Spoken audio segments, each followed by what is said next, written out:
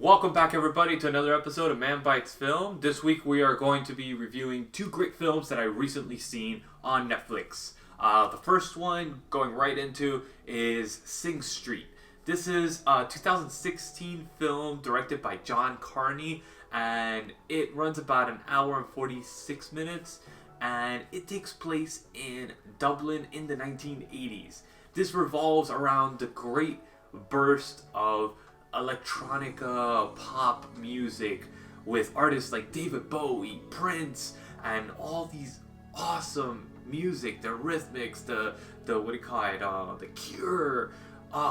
Love the music from the 80s. It's freaking phenomenal, and this film revolves around the love and passion for that and how music started, basically. I mean, this is the essence of music is in this film. It's so good. This is not a musical. This is not a cheesy love story. This is not little kids playing around with music, School of Rock style film. This is nothing like that. That's what the trailer and the poster kind of implies. Nothing like that at all. This film blew my mind when I saw it, because I was expecting all those things, and then suddenly I got hit with a freaking awesome story that just captured my heart from the beginning. These characters are so rich. The story is so well thought out. It's so elaborate yet realistic. And this type of film is why I love films. This is why I do this show, is to capture films like this that are just so good but so misrepresented, and people completely skip over. I would have skipped over it if I wasn't like, alright, I'm gonna watch it for the show, see what comes out of it. If it wasn't for the fact that I'm doing this show, I would not have seen this film. That's why I'm doing this show. It's a service to you and for me. I mean, shit, I wouldn't have known about this film if it wasn't for this show. So, the story revolves around this kid in Dublin that his parents take him out of like a higher prestige prep school and move him into kind of a lower end, ghetto-ish religious school as well. So he gets thrown into the mix, and he's kind of like this smart, intelligent kid thrown into the bunch of freaking bullies and just Neanderthals. So it's like, alright, the drama kind of ensues there, and he becomes an outcast immediately as soon as he gets into the school. And then he finds other outcasts, of course, like everybody does. But when he's socializing with one of the outcasts, this character that he's like, oh, I'm a producer, I'm this, I'm that, you know, I'm your go-to man.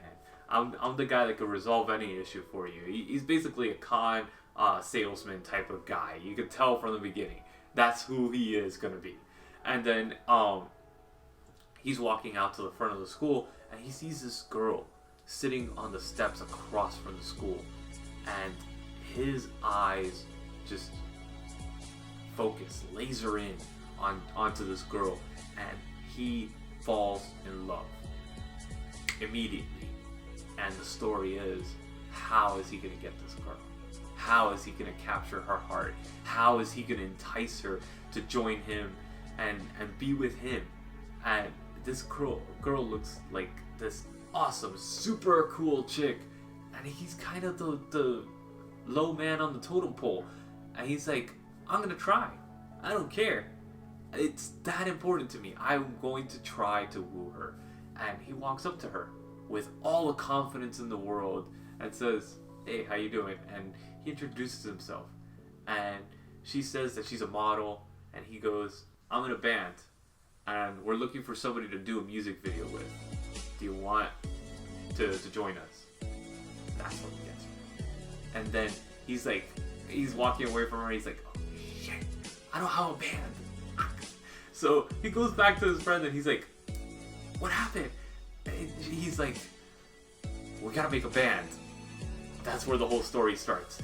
They start getting the whole group together and all this stuff. And the school is called Sing Street. It's spelled a little bit differently than the music than the film title, but they get the band together, a bunch of outcasts basically, and really cool actors actually. They play their roles so well, and they start playing music very much to the style of David Bowie, but what they call future style, and it's interesting, very interesting. And they start shooting music videos because this was the spawn of the music video craze that happened in the mid 80s, and MTV just came around. All these things started in the 80s, and this is when it like blew up the music industry, and it completely changed everything. It completely changed the music out there.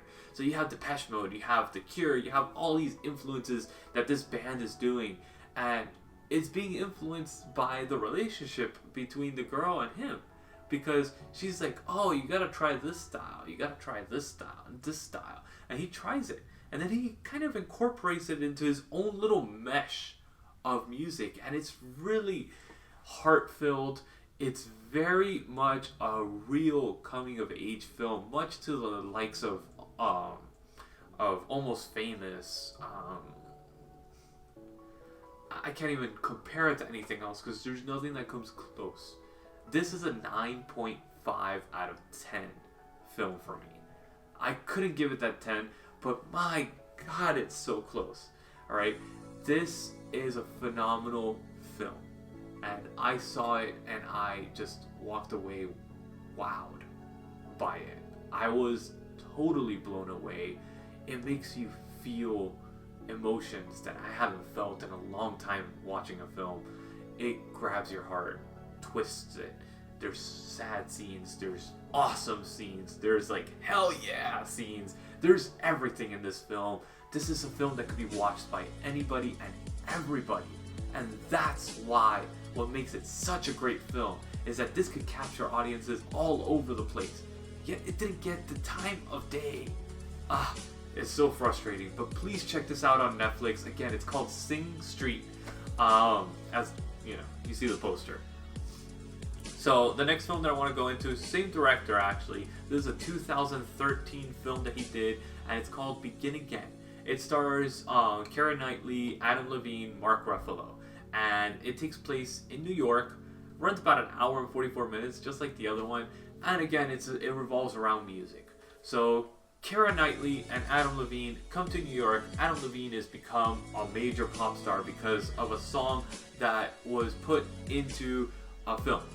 And he's getting signed, he's moving to New York because of it with Keira Knightley, his girlfriend. And he and her kind of go at it because of a series of events that I'm not going to expose because, you know, it's fun to see in the story. Mark Ruffalo is a failed music producer. He's become a drunk. He's gotten divorced. His partner is kind of like, get the hell out of here, you're worthless, and kicked him out that day. And he ends up going on a drunken rampage through the city and stumbles upon a bar that Keira Knightley is performing. She is brought up to the stage by one of her friends, and we don't know her story yet. All we see is her getting dragged onto the stage and Mark Ruffalo in this like puppy dog like type of look, like holy crap, that's amazing. And then you find out what he's doing, which is awesome and so funny, the reveal for this. The story kind of gets told a couple times it gets told from different points of view, which is actually very interesting and very cool. It doesn't have a single person that it follows. And Ruffalo grabs her and makes her the new pet project for the music that he wanted to do. And they start recording around the city, like actually live on the city, so you can actually hear the street sounds and everything. It's really cool how they did that, and it's a really cool idea, and the music is very good. I enjoyed it a lot, at least, and it has heart. It has a good story, it has good heart, but I watched it right after Sing Street, so my judgment is a little clouded on this. I give this a 6 out of 10, but honestly, If I watched this independently away from Sing Street, I'd probably give it an 8 out of 10. It's very much the style of The Holiday, like that style. I mean, it has that same essence to it, that same good performances, same good story, and those moments, like awe-inspiring moments that are really cool.